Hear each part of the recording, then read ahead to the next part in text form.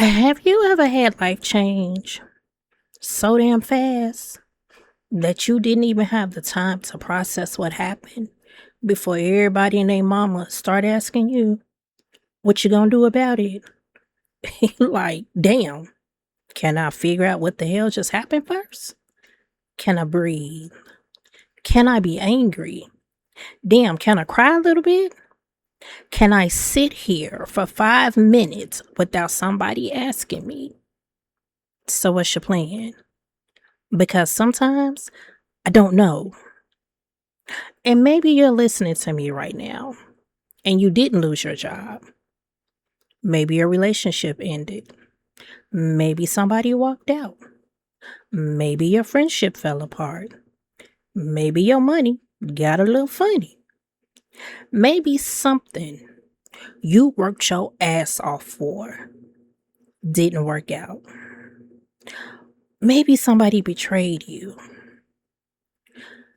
Maybe your family is going through something. Maybe you're starting over. You could be grieving. Maybe you're taking care of everybody else while quietly wondering who's going to take care of you. Or maybe absolutely nothing dramatic happened. You're just fucking tired. And you've been holding so much together for so long that you're starting to wonder how much more can you carry.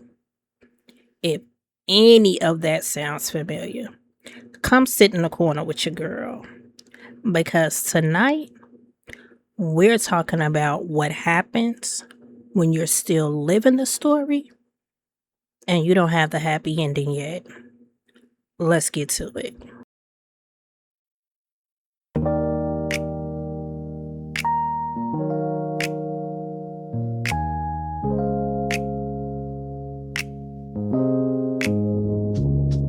Yeah. Pull up a chair, we gon' talk it through. Little bit of life, little breakthrough. From the crib to the headlines, heart on display. Everyday stories in a brand new way. This is the corner with Jay, where we pray, real talk, mama heart, big dreams on the way.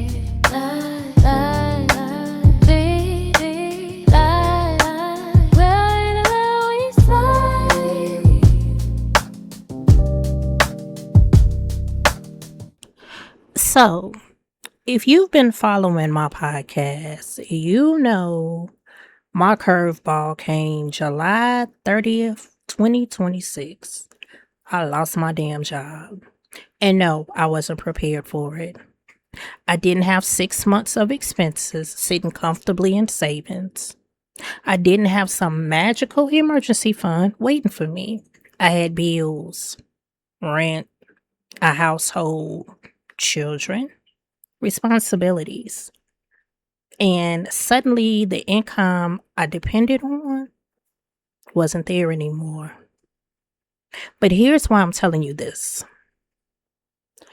Your curveball doesn't have to look like mine for you to understand the feeling. Stay with me. Because the hardest part of a curveball isn't always what happened. Sometimes it's how quickly you're expected to adjust. 1 minute, you're living your regular life, then something happens. And everybody expects you to immediately become the inspirational version of yourself. Everything happens for a reason. Girl, something better is coming. Just stay positive. God's got you. And listen, I wholeheartedly believe God has me. There is no question about that. And yes, I believe something better can and will come. But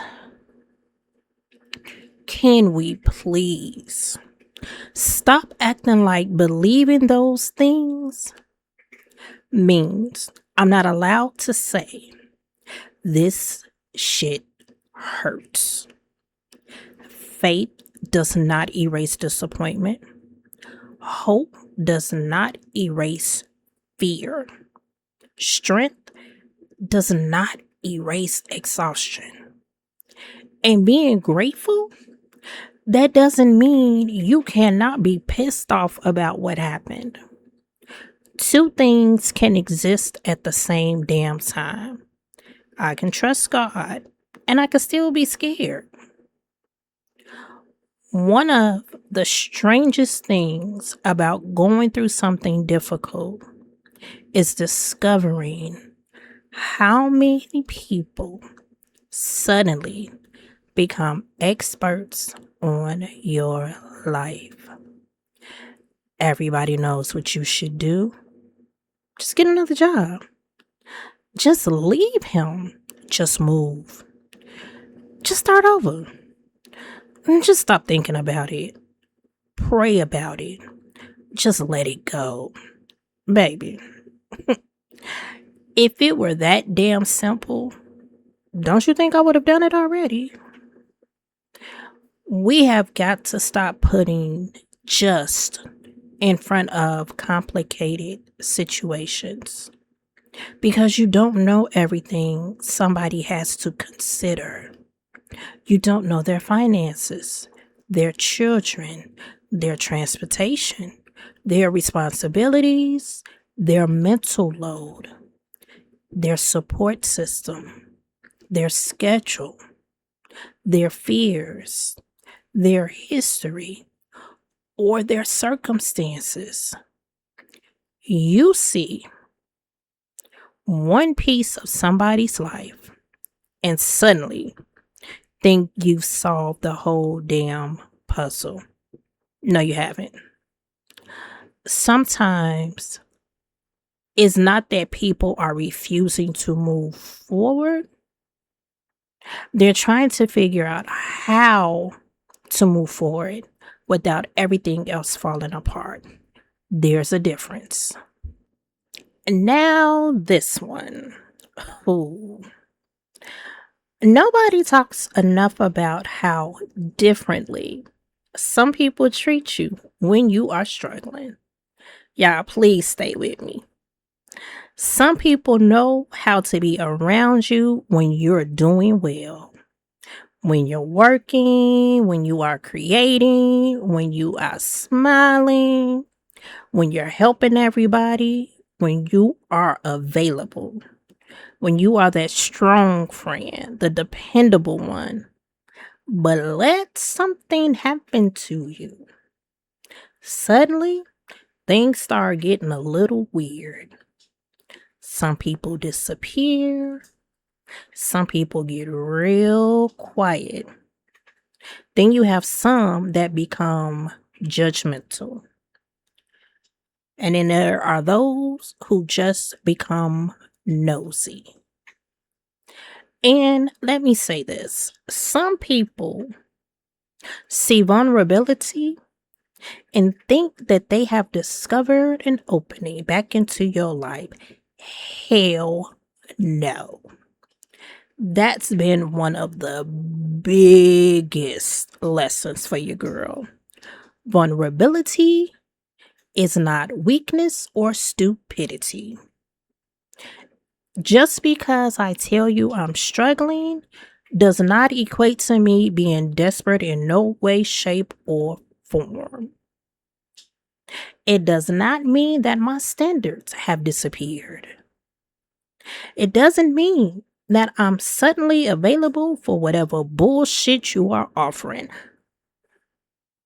It means I'm human enough to say, I am having a hard time right now. That's it. That's it. And here's another uncomfortable truth for you. Sometimes, your struggle will expose people. Oh, yes.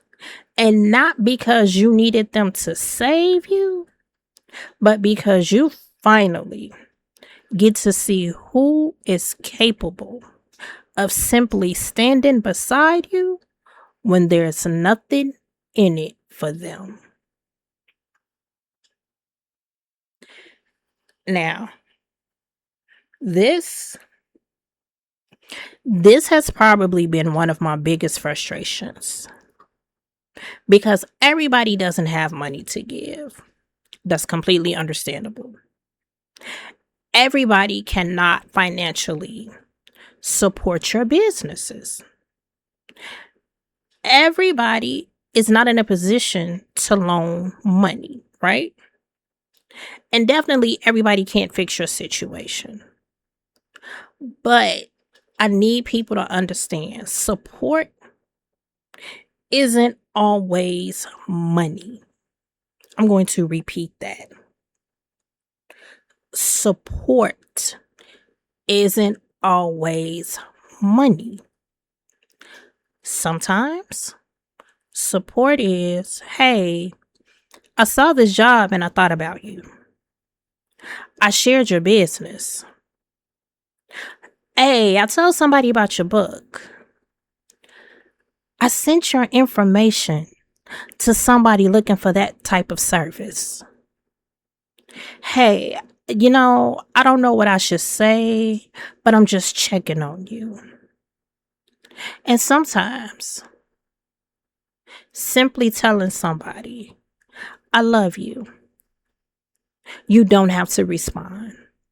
That one, because when somebody is feeling overwhelmed, sometimes another, why aren't you answering me? Is not support. It feels like another obligation.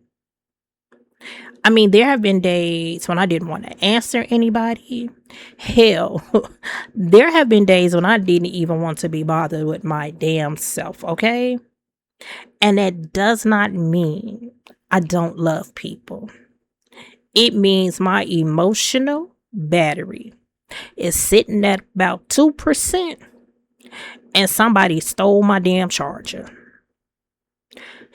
Sometimes loving somebody means giving them room without making their silence about you. This one, this one might step on some toes. Some people love the strong version of you because that version is convenient. You're the listener, the fixer, the encourager. You the one checking on everybody, the one making people laugh, the one figuring shit out, the one who always lands on your feet until one day you don't. And suddenly you need the encouragement. You need patience, grace. You need somebody to send the job lead, somebody to make the phone call, somebody to share your business, somebody to say, hey, I don't have the answer, but you're not standing here by yourself. And that's when you find out whether somebody loved you or loved what you provided for them. Oh, yep, I said it. Sit with it. Now, someone said something to me after I lost my job that made me pause. I paused for two reasons. First, I paused to register what they said. Second, I paused because I was about to cuss their ass out. But I had to remember, I was emotional, I was moody, I was crabby, pissed, like I was a range of emotions. But what they said hit that last good nerve. Yeah, and I had to catch myself, and God had to tap me on my neck. This person basically said to me, they were not saddened by me losing my job because the job didn't pay enough anyway. Stay with me before you come at me like, well, maybe they didn't mean it. Hold on. And maybe they actually meant I deserve better. But that's not how it landed. Because it's easy to say something wasn't good enough when you are not the one who lost it. The job may not have paid enough to build the savings that I wanted to build, but it paid my bills. It kept my rent paid. It kept my household moving. It kept my lights on. It goes far beyond jobs, okay? Maybe somebody's relationship wasn't perfect. But that doesn't mean they aren't allowed to grieve when it ends. Maybe someone knew their loved one was sick. That doesn't make the loss painless. And maybe somebody's business wasn't making millions. That doesn't mean closing it did not hurt. Maybe somebody's friendship had problems, but it doesn't erase the 20 plus years of memories. And I say we because we've all been guilty.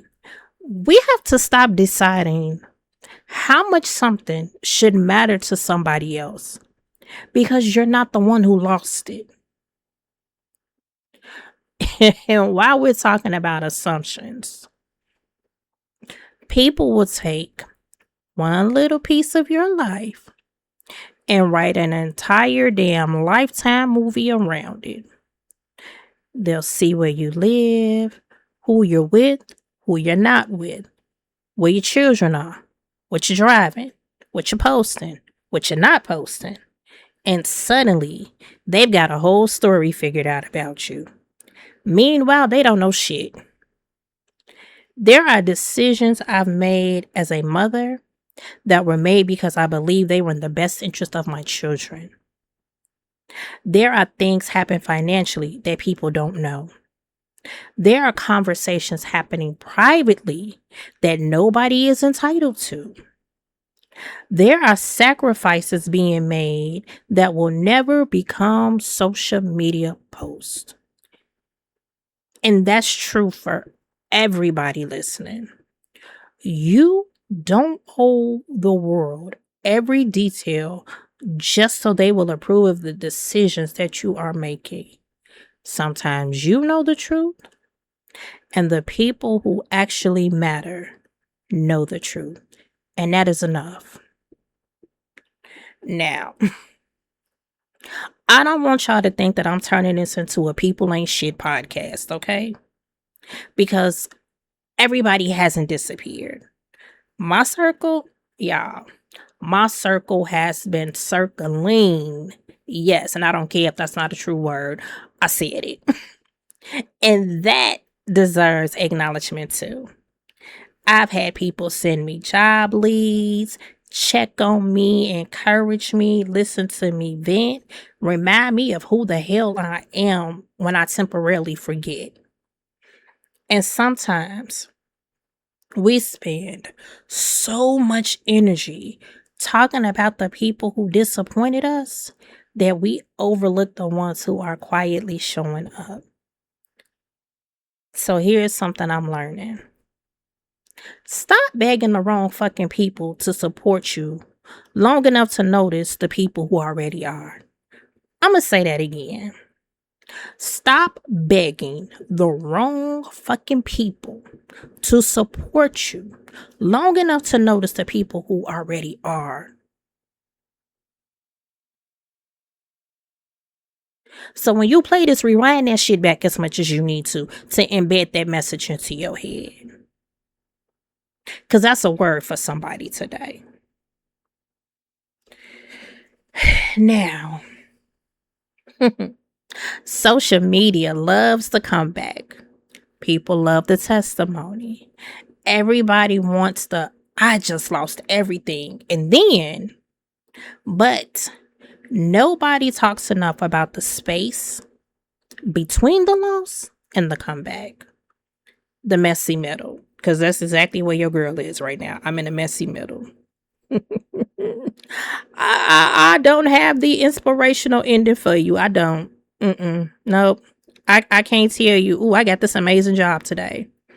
I can't tell you that everything has turned around. Not yet. Not yet. I'm still applying. I'm still waiting.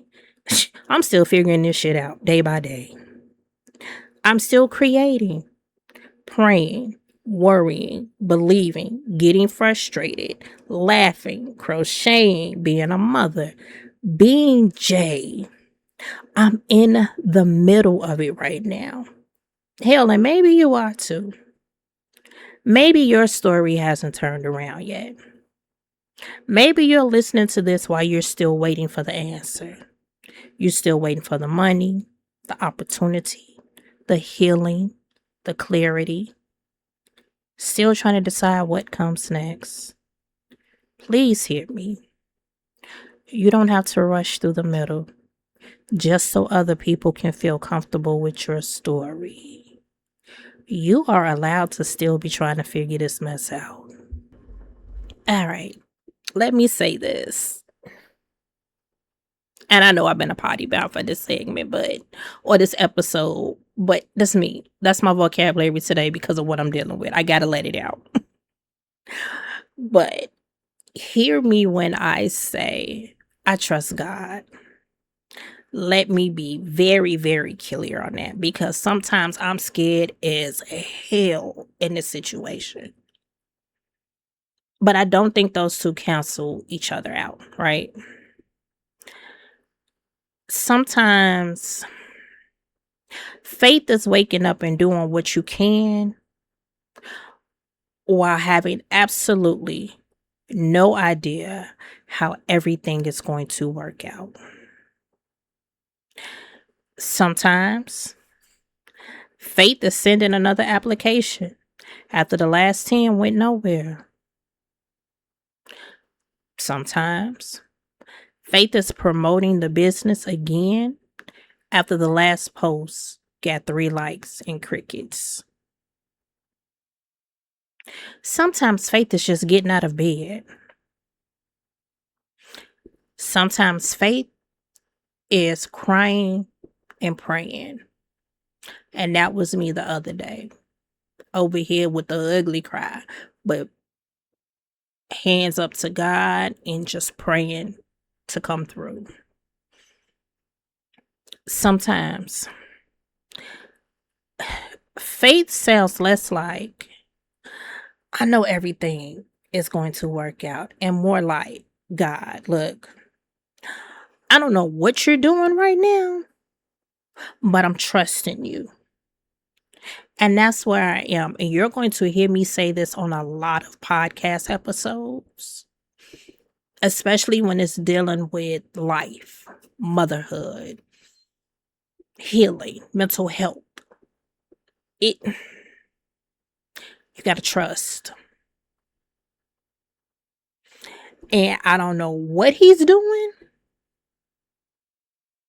but I'm trusting him.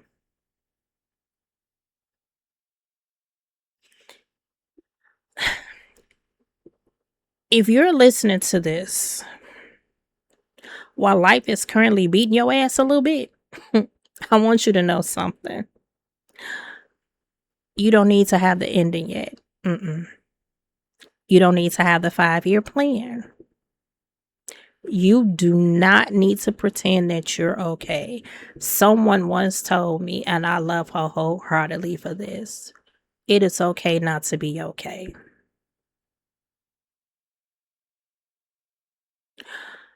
You don't need to make your pain inspirational for other people. You don't need to explain every decision you make. And you don't have to answer every phone call, text, FaceTime, none of that. You don't need to convince. Let me say that. Let me roll back because I'm not doing this over again. You don't need to convince people that what you're experiencing is difficult.